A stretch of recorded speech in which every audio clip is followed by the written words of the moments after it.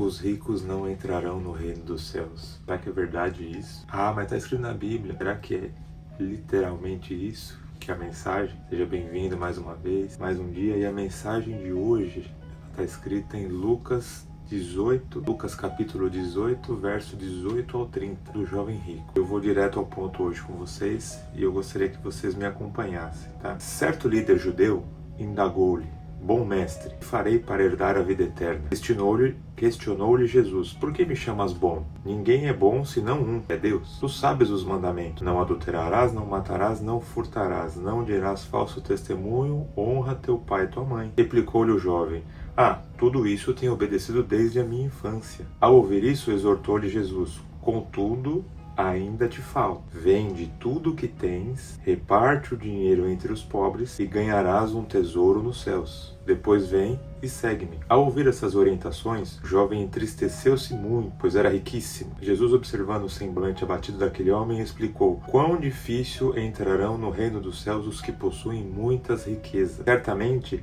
é mais fácil passar o camelo pelo fundo de uma agulha do que um rico entrar no reino dos céus. E os que ouviram essas palavras questionaram: se é dessa maneira, quem poderá se salvar? Jesus asseverou: tudo o que é impossível aos seres humanos é possível para Deus. Ao que Pedro se manifestou: eis que nós deixamos nossa família e bens para te seguirmos. Então Jesus lhes afirmou: com toda certeza eu vos asseguro, não há quem tenha deixado tudo por causa do reino de Deus que não receba no tempo presente muitas vezes mais e na era futura a vida eterna. Pois é, irmãos.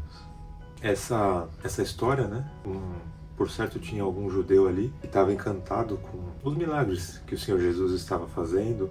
Ele via o movimento, ele via as curas, os cegos, os surdos, os endemoniados, e ele queria estar junto. Então, por certo, ele tinha dinheiro ali, né? Aqui não fala se era de herança, se ele tinha trabalhado, tinha ganhado, mas ele tinha uma certa condição avantajada perante os demais seguidores. E aí ele pegou e falou assim: o que eu faço, Jesus, para entrar no reino de Deus? Ele falou: você já sabe os mandamentos: não furtarás, não dirás falso testemunho contra o teu próximo, honra teu pai e tua mãe, não adulterarás. Ele falou: não, isso aí eu tô tranquilo. Então, se for só isso aí, eu já tô lá, já sempre pratiquei isso desde pequeno. Aí vem a parte, sempre vem uma pancada, porque não é fácil, mas não é tão simples assim. Porque apesar dele seguir os ensinamentos, ou seja, ele era uma pessoa religiosa, ele seguia aquele passo a passo que ele aprendeu que não estava errado, ele estava seguindo. Mas quando o Senhor Jesus fala para ele vender o que ele tinha,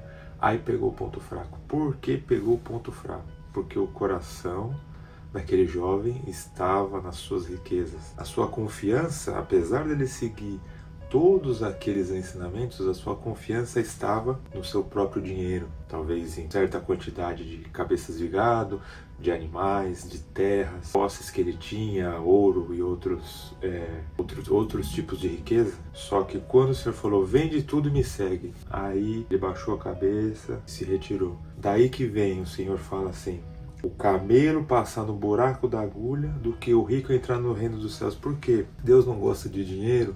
Deus não gosta de quem trabalha? Não tem nada a ver com isso. Primeiro porque Deus, Ele é o dono de todo o ouro e da prata. Ele é o grande criador de tudo. Ou seja, Ele é um Deus de prosperidade, provisão, fartura. Se vocês bem lembram, as duas multiplicações de pão e peixe que houveram, uma sobrou 12 cestos, a outra sobrou 7, ou seja, comeram ali na primeira 5.000, na segunda 7.000, alguma coisa assim, salvo engano, e ainda assim sobraram cestos. Então assim, não tem nada a ver riqueza, fartura, com entrar no reino dos céus. Esse jovem, ele estava confiando, o seu coração estava nas coisas materiais. Ele confiava no seu dinheiro porque, se eu não conseguir, o meu dinheiro consegue. Se falhar, as minhas terras dão conta. Se mexer, os meus metais preciosos dão conta. Só que não é assim, porque se você segue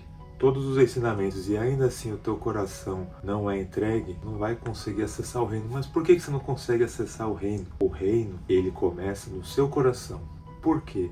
Porque ali quem vai governar não é mais você, não é o seu ego, não é o velho homem. Por isso que quando você se batiza, Você entrega a velha vida e você passa a entregar o governo da sua vida, ou seja, o seu coração, para o Senhor. E aí o reino será completo quando ele voltar em nuvens de glória e exercer o seu reinado físico na terra. Por isso que fala: os ricos dificilmente entrarão no reino dos céus. Não tem nada a ver que o Senhor não gosta. O Senhor gosta que você trabalhe, o Senhor gosta que você prospere, que você sustente a sua família e que você ainda assim tenha para dar do que para receber. Porque quando você recebe o favor de Deus, as coisas prosperam de tal maneira.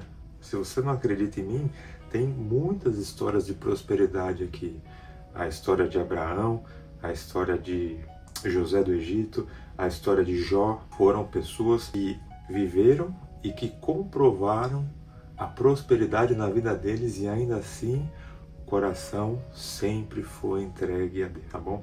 E aqui no final tem um código que é uma mensagem para que todos nós possamos. Eu acho que a gente devia ler isso daqui todos os dias, porque mais claro que isso não tem. Aqui fala assim: ninguém há que tenha deixado tudo por causa do reino de Deus e que não receba no tempo presente muitas vezes mais, e na era futura a vida eterna. Ou seja, ele não está te prometendo coisas materiais, que você vai rico, que você vai ter posse, que você vai ter isso, que você vai ter aquilo, que você vai ser milionário ou bilionário, que você vai ter 3 casas. Que ele te promete a paz, ele te promete que ele vai te cuidar de você, que você vai ter como comer, você vai ter como beber, vai ter como dormir e vestir. Mas de quebra, como o Senhor é um Deus de fartura, não há quem tenha deixado tudo por causa do reino de Deus e ainda não receba nesta vida muitas vezes mais. Ou seja, sem querer, quando você menos esperar, o favor vai te pegar e vai te jogar para frente. Fala assim: ah, mas eu não esperava isso, eu recebi muito mais. Irmãos, é bom demais receber o favor de Deus, muito bom. Eu conheço muitos irmãos que contam testemunhos maravilhosos. Não vou entrar no mérito agora, mas assim, eu convido você, se você ainda não entregou seu coração,